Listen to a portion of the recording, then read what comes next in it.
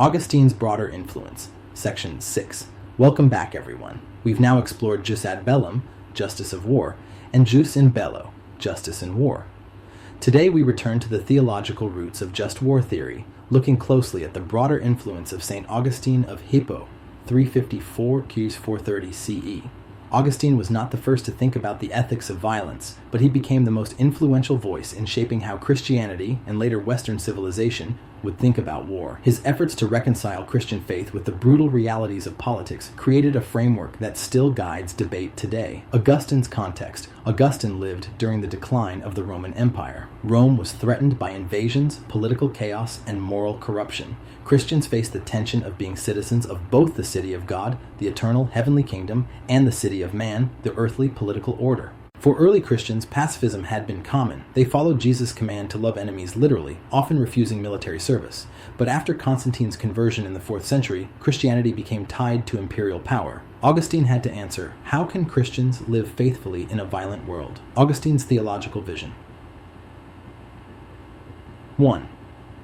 The two cities. Augustine's famous work, The City of God, describes two overlapping realities. The city of God, where perfect justice and peace reign, and the city of man, marked by sin, disorder, and pride. No earthly state can ever achieve true justice. All human governments are flawed, temporary, and partial. 2. Justice as rightly ordered love. For Augustine, justice means love directed properly, loving God above all, and neighbor as oneself. War, then, is never good in itself, but it may be a tool to restrain greater evil and restore order when love of neighbor demands protection. 3. War as a coping mechanism.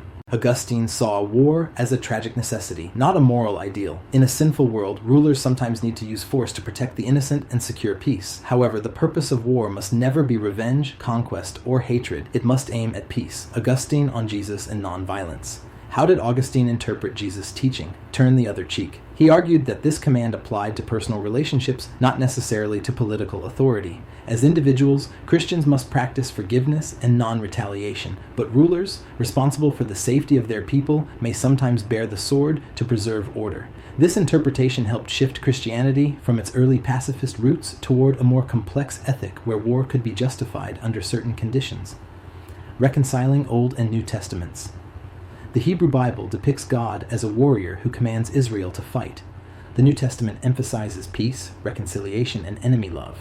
Augustine's just war theory tried to hold these together. War is never ultimate, but sometimes it serves God's purposes in a fallen world. Augustine's influence was immense. He set the foundation for later thinkers like Thomas Aquinas, who systematized the just war criteria. He shaped the medieval and modern church's view of warfare. He provided a way for Christians to participate in politics and defend their communities without abandoning their faith. But Augustine also left us with an ongoing tension. If war is always tragic and never holy, how do we prevent just wars from becoming excuses for ambition and domination? Closing reflections. So in section 6, we see Augustine's broader influence. He gave Christianity a moral framework that permitted war under limited, restrained circumstances while still affirming peace as the ultimate goal. This legacy continues today in debates about military ethics, humanitarian interventions, and international law. Augustine forces us to ask, can war ever serve justice, or does it always betray it? In our next lecture, we'll turn from Christianity to other religious traditions, exploring how Islam and Judaism developed their own versions of just war thinking.